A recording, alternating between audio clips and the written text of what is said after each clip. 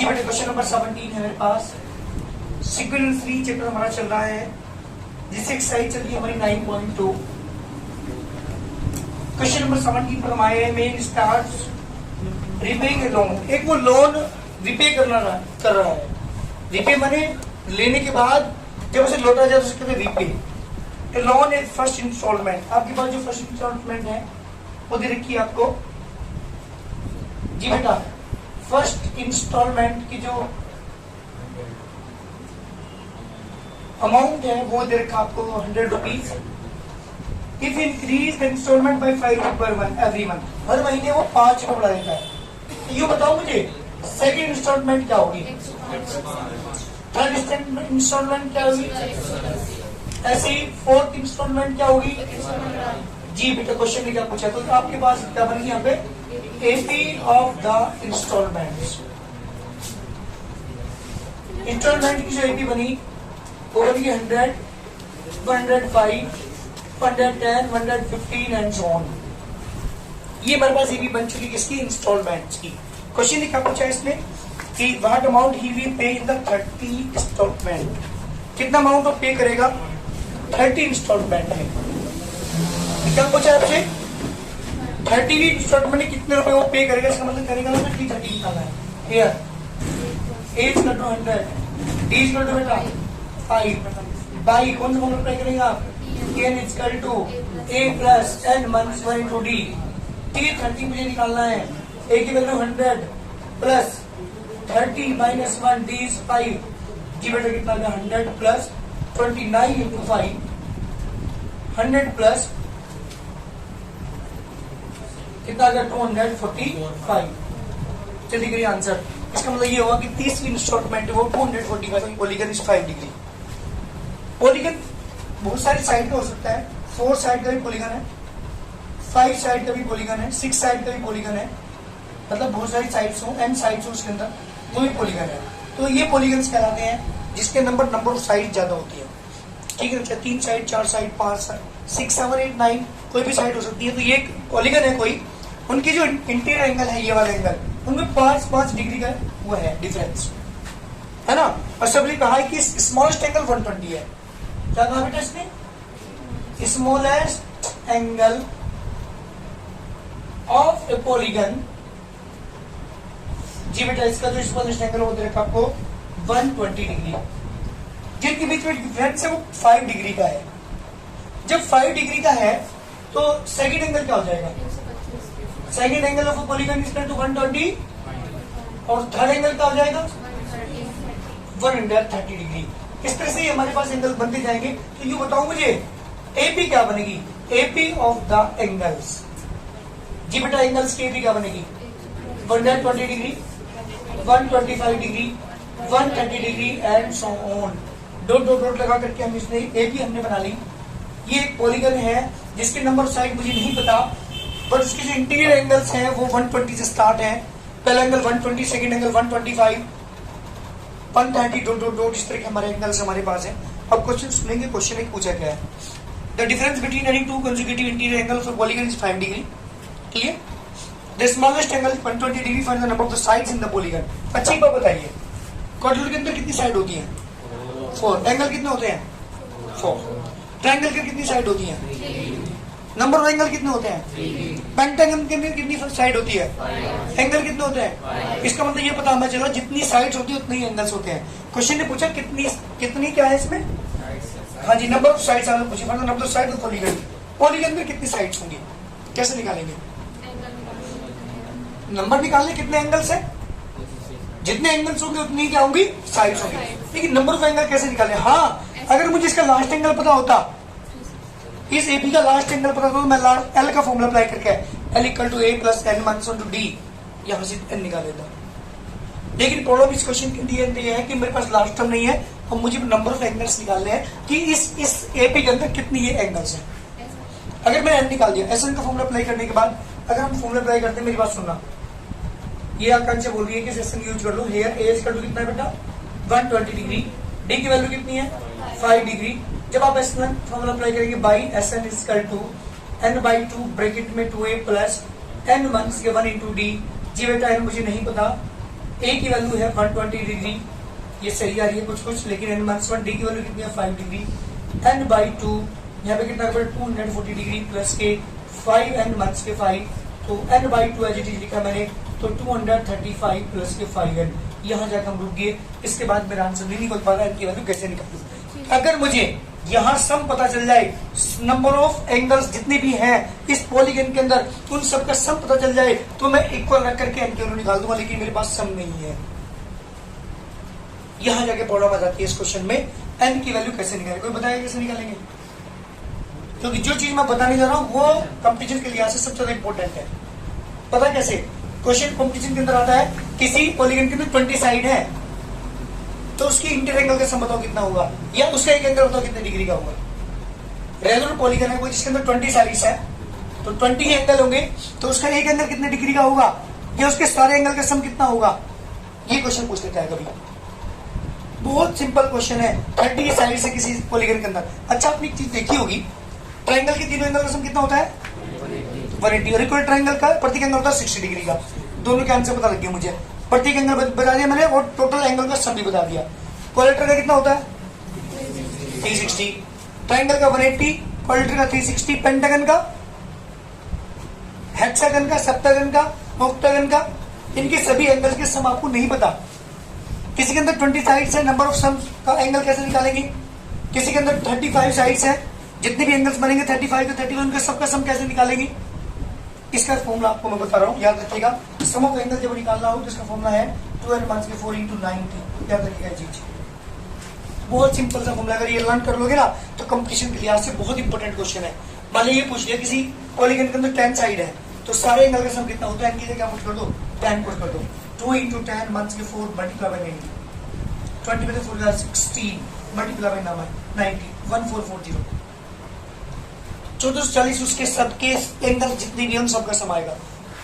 अगर यूं कह दिया जाए कि एक पॉलीगन है जिसके अंदर 35 साइड्स हैं, उसके सभी एंगल के सम फाइंड कीजिए, तो एन की जगह क्या रखेंगे 35। कहते हैं 20 साइड्स हैं, तो एन की जगह 20 पुट कर दीजिए।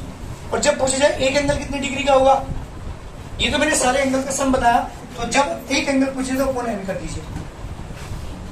ये दो फॉर्मूले आपके यहाँ इस लिहाज से मैंने आपको बताए हैं, ताकि किसी पॉलीगन के एक एंगल की वैल्यू पूछी जाए या सारे जितने भी एंगल्स हैं उन सबका सम पूछा जाए, तो दो फॉर्मूले अप्लाई करेंगे।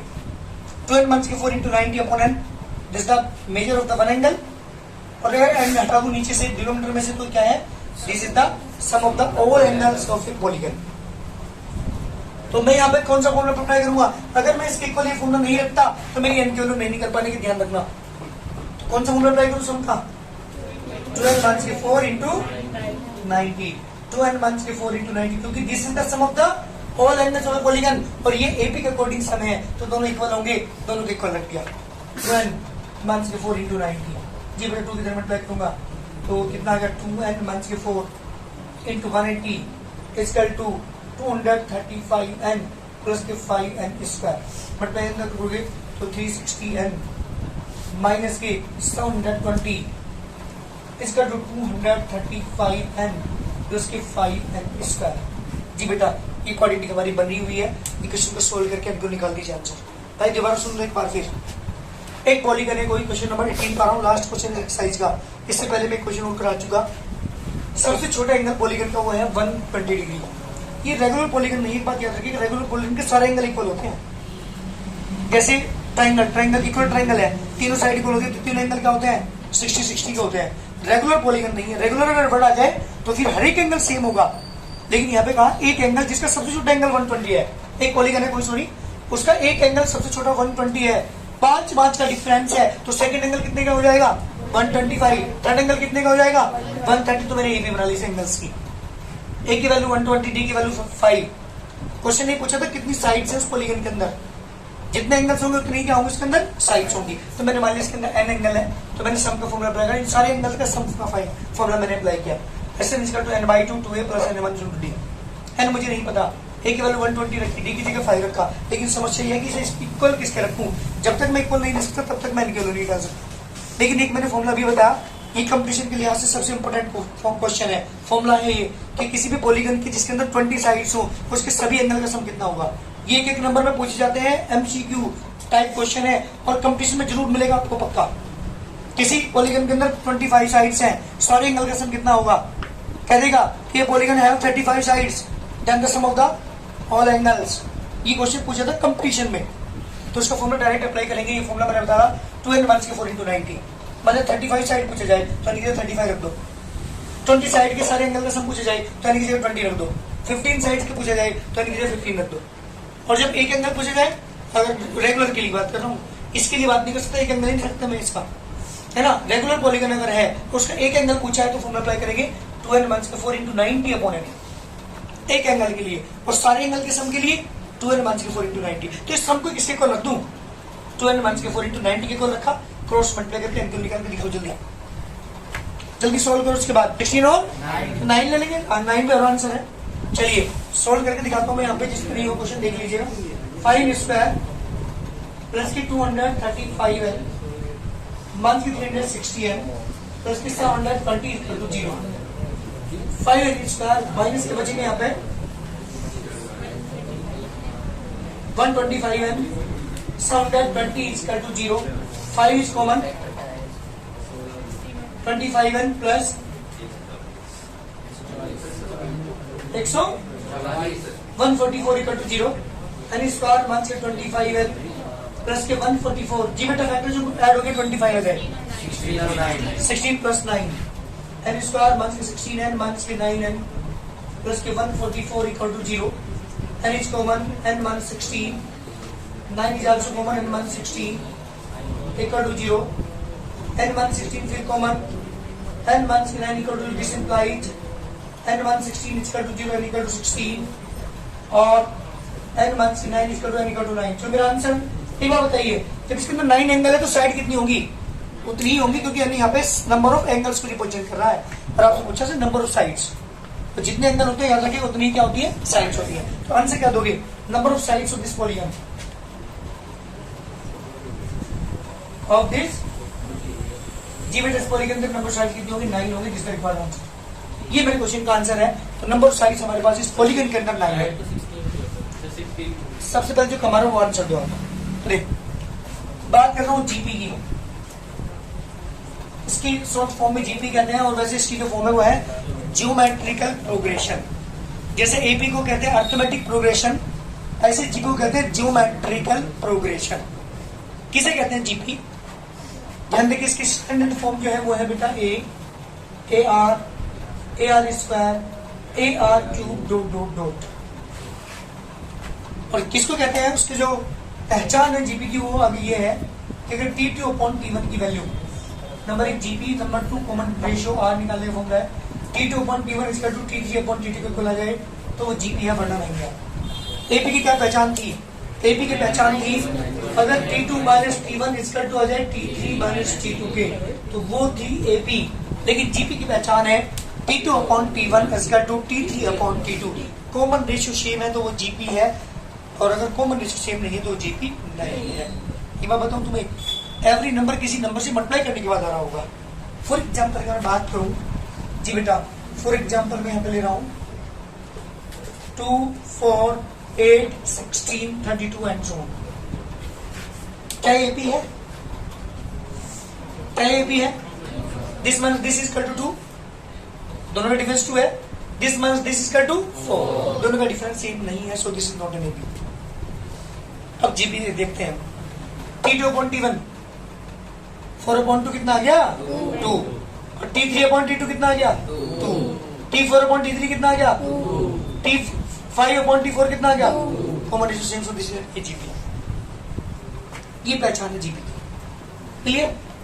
तो ये एग्जांपल मैंने दिया। नंबर 3 में बात करता हूँ, किसी जीपी की एनवी टर्म निकालनी है मुझे, क्या निकालनी है? और ये T2/T1 डिवाइड करके आप उसे कहते हैं आर, कॉमन रेशियो, ना कि कॉमन डिफरेंस। दोनों वर्ड में डिफरेंस है। वहां डी होता था उसे कहते थे common difference, D for difference. Common ratio रे आर से बनता है, तो यहाँ आर से रिप्रेजेंट किया कॉमन रेशियो को। ऐसे कोई दिक्कत नहीं, वाई से रिप्रेजेंट कर लो, लेकिन आर इसलिए क्योंकि रेशियो में आ रहा है, इसलिए किसी मैथमेटिशियन ने आर रिप्रेजेंट किया ऐसे।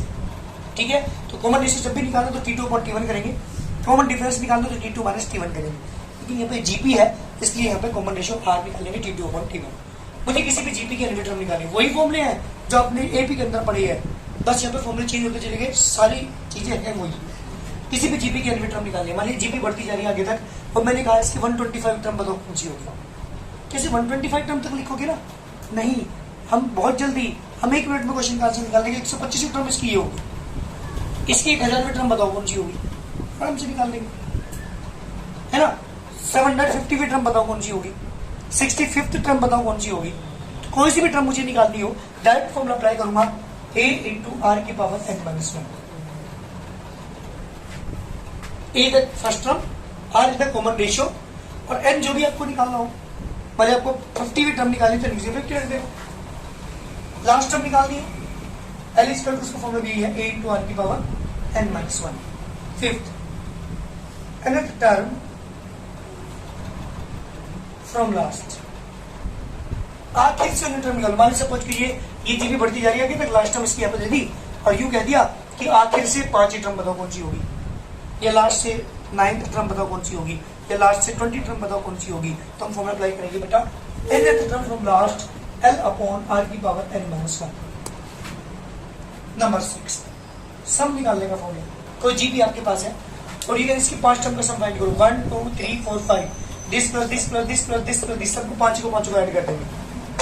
लेकिन ये पूछने लगे 20 टर्म का सम फाइंड करो, 25th टर्म का सम फाइंड करो, 30 टर्म का सम फाइंड करो। सम जब भी निकालना हो, देखो ध्यान देना, टीएन एपी के अंदर भी था, ये लास्ट टर्म भी था, nth टर्म फ्रॉम लास्ट भी था, सम निकालने के फॉर्मूले 2 थे वहां पे, यहाँ पे 4 है। तो सारी चीजें जो एपी के अंदर आपने पढ़ी वो सारी वही है, थोड़े फॉर्मूले चेंज होते चले गए बस।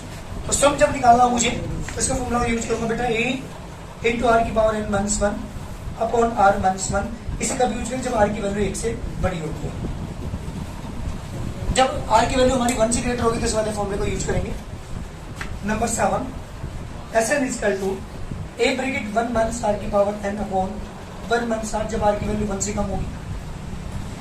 Number 8 Sn is equal to LR minus a upon r-1, जब आर की वैल्यू 1 से ग्रेटर होगी। और जब लास्ट टर्म दिया होगा तो ये वाला फॉर्मूला अप्लाई करेंगे। जब क्या दिया होगा, लास्ट टर्म आपको पता होगा तो ये वाला फॉर्मूला अप्लाई कर लीजिए। और एक और फॉर्मूला है 2 1 9 है, Sn is equal to a minus के LR अपॉन 1 माइनस r, जब r की वैल्यू 1 से कम होगी। और एक 10 फॉर्मूला लास्ट है S इनफाइनाइट, मतलब कोई जीपी बढ़ती जा रही है आगे तक, इनफाइनाइट टर्म तक जा रही है, तो सारी की सारी टर्म का सम फाइंड करना हो। तो इसका फॉर्मूला है S infinite is equal to a upon 1 minus r। ये टोटल फॉर्मूले है जीपी के अंदर। किसी फॉर्मूले में किसी बच्चे को प्रॉब्लम हो तो मेरे से पूछ लीजिए, कब यूज करेंगे इसे, जल्दी बोलो। जब किसी जीपी की कोई सी भी टर्म निकालनी है, कब यूज करेंगे, जब किसी जीपी की लास्ट टर्म निकालनी है, कब यूज करेंगे, आखिर से कोई सी टर्म निकालनी है, कब यूज करेंगे, किसी जीपी के सम निकालना एन टर्म्स का, कब यूज करेंगे, से जब आर की वैल्यू 1 से कम होगी, जब आर की वैल्यू 1 से ग्रेटर होगी, सम निकालने के फॉर्मूले। वैसे ही बोलता हूँ, नहीं गलती से कर दिया, कोई दिक्कत नहीं। अरे ऊपर से माइनस कॉमन ले, नीचे से माइनस कॉमन ले तो नीचे वाला बन जाता है, नीचे से माइनस कॉमन ले, ऊपर से कॉमन लेकर माइनस से माइनस काट ऊपर वाला बन जाता है। गलती से बाई चांस आपके पास कोई सा फॉर्मूला यूज होगा तो कोई दिक्कत नहीं, आंसर तब भी मैच करेगा। बट कोशिश करो कि आर की वैल्यू जब 1 से ग्रेटर तो ये यूज करो, जब आर की वैल्यू 1 से लेस हो तो ये यूज करो। ठीक है, बोलिए परीक्षा स्टार्ट करो जी बेटा। एक्सरसाइज 9.3 का पहला क्वेश्चन ध्यान दीजिएगा। एक जीपी आपको ये रखी है इसमें, जी बेटा जीपी हमारे पास है 5/2, 5/4, 5/8 2 आपसे पूछा इसने T20, इसकी 20 टर्म निकाली है, TN निकाली है। 2 क्वेश्चन यहाँ पे पूछे हैं, 20 टर्म ऑफ दिस जीपी ये फाइंड करना है और nth term of this GP ये मुझे फाइंड करना है। ठीक है, हियर ए की वैल्यू बताओ कितनी है, 5/2। आर की वैल्यू बताओ जल्दी, T2/5/4/5/2। आपको पता ऐसे मल्टीप्लाई करते हैं, 5 into 2 into 5 into 4, जी बेटा कैंसिल 1/2। इसकी वैल्यू है ये, आर की वैल्यू आ चुकी, ए की वैल्यू भी आ चुकी। सबसे पहले फॉर्मूला अप्लाई करता हूँ, by TN is equal to a into r की पावर, मुझे निकालनी 20 टर्म, ए की वैल्यू 5/2, आर की वैल्यू 1/2 की पावर 20 - 1 5/2 इंटू 1 की पावर 19, 2 की पावर 19, 1 की पावर 19 की वैल्यू तो 1 ही रहेगी, और 2 की पावर कितनी यहाँ पे, और 2 की पावर यहाँ पे कितनी 1, मल्टीपल पावर ऐड हो जाती है तो कितना आएगा 5/2 की पावर 20 डिफरेंट आंसर। कहाँ तक लिखोगे 2 की पावर 20 को, मल्टीप्लाई करना बड़ा मुश्किल सा है, इसलिए पावर में ही छोड़ दीजिए आंसर, कोई दिक्कत नहीं, आपका आंसर गलत नहीं है। तो 5/2 की power 20 is the complete solution. जल्दी करिए, अभी एक आंसर आया भाई, क्या पूछा है तुम्हारे से इसने, अभी टी एन पूछा है, कौन सा फॉर्मूला ट्राई करेंगे, यही वाला फॉर्मूला, बट एन की जगह एन ही रखना पड़ेगा आपको। चलिए सेकंड पार्ट की बात कर रहा हूँ, T N equal to A into are की पावर n माइनस 1, 5/2 इंटू 1/2 की power n minus 1, 5/2 as it is, 1 की पावर भी n माइनस 1, 2 की पावर भी n माइनस 1, 1 की पावर n माइनस 1 1 ही रहेगा, 5/2 की पावर n माइनस 1 प्लस 1, 5/2 की power n, this the complete solution. जल्दी करिए, मेरे क्वेश्चन का आंसर है क्वेश्चन नंबर 1। क्वेश्चन नंबर 2 हमारे पास है, find the 12th term of the GP. एक जीपी की बाद की टर्म आपको निकालनी है, तो सुनो यहाँ पे 12th टर्म फाइंड करनी है, जिसकी 8th टर्म आपको ये रखी है इसने, T8 इक्वल टू 192, कॉम्बिनेशन रखा आपको 2, क्या लीजिएगा, उसी टाइप के क्वेश्चन से जो आपने एपी के अंदर पढ़े थे, कुछ ना कुछ वो टर्म दे देगा आपको। तो 3 चीजें आपके पास यहाँ पे, 2 चीजें दे रखी इसने, 8 term of this GP 192, R is 2, और हमें निकालना है इसकी 12th टर्म। क्वेश्चन सोल्यूशन कैसे करते हैं सुनिए पहले, let first term of a GP equal to a मान लिया, और कॉमन रेशियो आर जो है वो 2 दे रखा है। Now T8 equal to 192, formula बेटा a इंटू आर की पावर 8 माइनस 1, 192, a की वैल्यू नहीं पता, r की वैल्यू है 2 की पावर 7 इक्वल टू 192, और a इक्वल टू 192 अपॉन 2 की पावर 7 की वैल्यू कितनी होगी बेटा,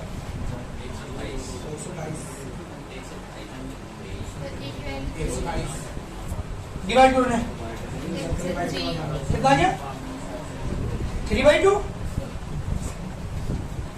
देख रहे किससे डिवाइड किया आपने से, 64 से, ठीक है 3/2 आएगा। चलिए a की वैल्यू आपके पास आ चुकी, कॉमन रेशियो आपके पास है, हमें निकालना T12, करिए now by T N equal to A R की पावर n माइनस 1, मुझे चाहिए T12, a की वैल्यू 3/2, आर की वैल्यू 2 की पावर 12 माइनस 1, 3/2 की पावर 11, सुनो अपन में 2 है, ऊपर 2 की पावर 11 नीचे 2 की पावर 1, डिवाइडेड पावर माइनस हो जाती है, तो 3 इंटू 2 की पावर कितना हो जाएगा 10। जल्दी करिए आंसर, पावर में छोड़ दो, इतनी लंबी कैलकुलेशन करने की जरूरत नहीं है। समझिए बहुत इंपॉर्टेंट क्वेश्चन, क्वेश्चन नंबर 3 आपको देखा, इसकी जो 5th टर्म है बेटा, जो जीपी है उसकी 5th टर्म है पी, जो 8th टर्म है वो है क्यू, जो 11th टर्म है वो है R, sorry P Q S, और टू शो मुझे शो करना है Q is equal to P S. ये आपके क्वेश्चन आपके सामने है, ध्यान दो एक बात की, को जीपी जिसकी 5th टर्म है पी, 8th टर्म है क्यू, 11th टर्म है इसकी एस, और हमें प्रूव करना है Q square equal to P H. कैसे करते हैं सुन ध्यान दीजिए, सॉल्यूशन लेट जी बेटा की जो फर्स्ट टर्म है वो मैंने ये मान ली, कॉमन रेशियो जो है वो मैंने आर मान लिया, according to question T5 equal to P, T5 का मतलब ए आर की power 5 minus 1 equal to P, यानी ए आर की power 4 equal to P, that is equation number 1, and T8 equal to Q, formula apply करेंगे a into are की power 8 minus 1 equal to Q, यानी A are की power 7 equal to Q, equation number 2, and T11 equal to S, a are की power 11 minus 1 equal to S, a are की power 10 equal to S, that is equation number 3। 3 equation आपके पास है, एक में P की value है, एक में Q की वैल्यू है, एक में S की वैल्यू है। राइट हैंड साइड लेके चल रहा हूँ जो मुझे प्रूव करना है, लेफ्ट हैंड साइड है मेरे पास Q इक्वल टू PS, जी बेटा PS लेके चल रहा हूँ, लेफ्ट हैंड साइड प्रूव कर दूंगा, राइट हैंड साइड लेके चल रहा हूँ। P की वैल्यू जल्दी बताओ, यहाँ से P की वैल्यू ए आर की पावर 4, एस की वैल्यू ए आर की पावर 10। मल्टीप्लाई पावर जुड़ जाती है जब बेस सेम होते हैं। ये ए की पावर यहाँ पे 1 है, ए की पावर यहाँ पे 1 है, क्या जाएगा, ए की पावर 2 आ जाएगा। आर की पावर देखो यहाँ पे 10 है, यहाँ पे 4 है, 14। अच्छी से लिखता हूँ, ए आर की पावर 7 का स्क्वायर। लिख सकते हो या नहीं भाई, ये बता दो। बस लिख सकते, काम हो गया यार। पर ए आर की पावर 7 किसकी वैल्यू है देखना, क्या लिखो उसकी जगह, क्या प्रूव कर दिया, इसका left hand side question complete. कितना आसान क्वेश्चन। सुनो बेटा, फोर्थ क्वेश्चन हमारे पास है। क्वेश्चन ने कहा कि the fourth term of a GP, अरे किसी जीपी की फोर्थ टर्म है, is square of its second term, second term के स्क्वायर के इक्वल है। किसी जीपी की फोर्थ टर्म उसकी सेकंड टर्म के स्क्वायर की इक्वल है। और क्या कहा इसने, and the first term is -3।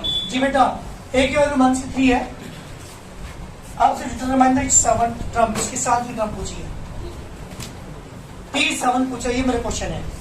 एक बार दोबारा सुनेंगे। कोई जीपी हमारे पास है जिसकी फोर्थ टर्म सेकंड टर्म के स्क्वायर के इक्वल है, उसकी फर्स्ट टर्म -3 है, सेवंथ टर्म फाइंड करो। देखिए सॉल्यूशन।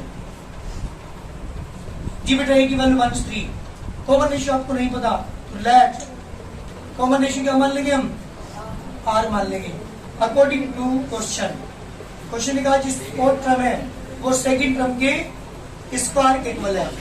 T4 का मतलब तो जल्दी, ए आर की पावर 4 -1, T2 का मतलब ए आर की पावर 2 -1 इसका होल स्क्वायर, ए आर की पावर 3, ए आर की पावर 1 का स्क्वायर, यानी ए आर की power 3 equal to A square R square.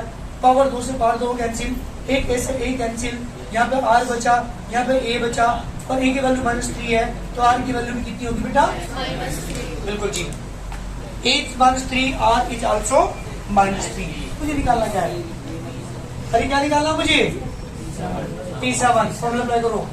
Now by T is equal to A R की power n-1, T7 is equal to A into are की power 7 -1, ए की value बेटा -3, are की value -3 की power 6।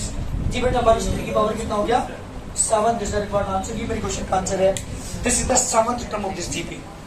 जल्दी करिए, क्वेश्चन क्या पूछा है, 128, इसकी कौन सी टर्म होगी, जैसे ये इसकी सेकंड टर्म है, ये थर्ड है, ऐसे कहीं 120 टर्म होगा इस जीपी के अंदर। ये पूछा है ये 128 इसकी कौन सी टर्म है, third term of this GP is 128। AP की तरह से क्वेश्चन हुआ तो बताओ ए की वैल्यू कितनी यहाँ पे, ए की वैल्यू 2, आर की वैल्यू बताओ। जी बेटा, आर की वैल्यू निकालता हूँ, 2√2/2 से 2 cancel, √2 let nth term of this GP, मैंने माना 128, मैंने मान लिया इस जीपी की जो एनवी टर्म है वो 128 है। फॉर्मूला अप्लाई करेंगे, फॉर्मूला क्या होता है, ए आर की पावर n-1 ए की वैल्यू 2, आर की वैल्यू √2 की पावर n-1 128, √2 की पावर n-1 128/2, √2 की पावर n-1 64। देखते हैं मुझे n कौन निकाल के दिखाएगा इसके बाद। सुनो बेटा, इसे √2 को मैं √2 की पावर 1/2 लिख सकूं या नहीं, होल पावर कितनी है, n-1 2 की पावर 6, 64 को लिखा 2 की पावर की फॉर्म में, तो ये आ जाएगा 2 की पावर n-1 के 1/2 इक्वल टू 2 की पावर 6। बेस सेम है तो कंपेयर कर दीजिए पावर की, तब कंपेयर करोगे n-1 के 1/2 equal to 6, n-1 equal to 12, n की वैल्यू कितनी है बेटा 13। इसका मतलब इसकी कौन सी टर्म है, ये टर्म है। आपका आंसर आ चुका। अब आप मेरी बात सुनेंगे, ऐसे क्वेश्चन इसके पार्ट में यहाँ पे 2 पार्ट हो रहे हैं, सेम बिल्कुल यही काम करना है आपको, कोशिश करना दोनों पार्ट करने की, दोनों पार्ट करके आना बेटा।